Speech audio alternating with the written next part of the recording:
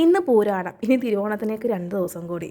അതിൽ ഇന്നലെ ഞാൻ അത്തപ്പൂ ഇട്ടില്ല കേട്ടോ. കാരണം പനി തന്നെയായിരുന്നു. പനി പിടിച്ച് കിടപ്പിലായിപ്പോയി. അപ്പോൾ കരുതി ഇന്നലത്തെ ക്ഷീണം കൂടി തീർക്കാൻ ഇന്നൊരു പൂക്കളം അങ്ങ് ഇടാമെന്ന്. തറയൊക്കെ അങ്ങ് വൃത്തിയാക്കി കാര്യമായിട്ട് പൂ തേടി അങ്ങ് ഇറങ്ങി കേട്ടോ. കാര്യമായിട്ട് ഇറങ്ങിയോണ്ട് തന്നെ വേണ്ട ഇത്രത്തോളം പൂക്കൾ ഇന്ന് എനിക്ക് കിട്ടിയിട്ടുണ്ട്. നമ്മുടെ താഴത്തിലെ കണ്ടത്തിലെ നിറയെ ആമ്പൽപ്പൂക്കളുണ്ട് കേട്ടോ.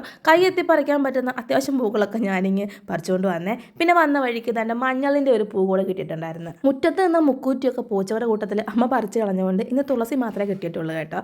അതിൻ്റെ കൂട്ടത്തിൽ എനിക്ക് ഇന്ന് കിട്ടിയ തെറ്റിപ്പൂക്കളെ കൂടി ഞാൻ എൻ്റെ ഇതേപോലെ അങ്ങ് അടുക്കി കൊടുത്തേ. എന്നത്തെയും പോലെ പൂക്കളെ വട്ടം വട്ടമായിട്ട് അങ്ങിടാനാണ് ആദ്യം ഒരുങ്ങിയതെങ്കിലും പിന്നെ തോന്നിയ ഒരു ഐഡിയ ആണ് കേട്ടോ. ഇന്ന് കുറച്ച് ഡിസൈനിലൊക്കെ ആയിക്കോട്ടെ അത്തപ്പൂവെന്ന്. പക്ഷേ കാര്യമായിട്ട് ഡിസൈൻ വരയ്ക്കാനുള്ള സമയമില്ലാത്തതുകൊണ്ട് ഞാൻ സ്ഥിരമായിട്ടിടുന്ന ആ റൗണ്ടിനെ തന്നെ 4ആയിട്ട് ഭാഗിച്ച് 4 കളറിലെ പൂക്കൾ കൊണ്ട് ആ റൗണ്ട് അങ്ങ് ഫില്ല് ചെയ്ത്.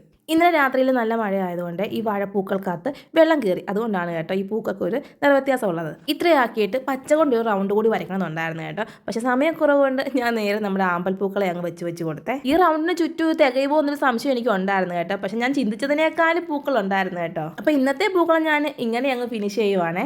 ഈ ആമ്പൽപ്പൂക്കളുള്ളതുകൊണ്ട് തേൻ കുടിക്കാൻ ഇഷ്ടംപോലെ തേനീച്ചകൾ ഇതിന് ചുറ്റും നടക്കുന്നുണ്ട് കേട്ടോ. അപ്പോൾ ഇന്നത്തെ എൻ്റെ പൂക്കളം എങ്ങനെയുണ്ട്?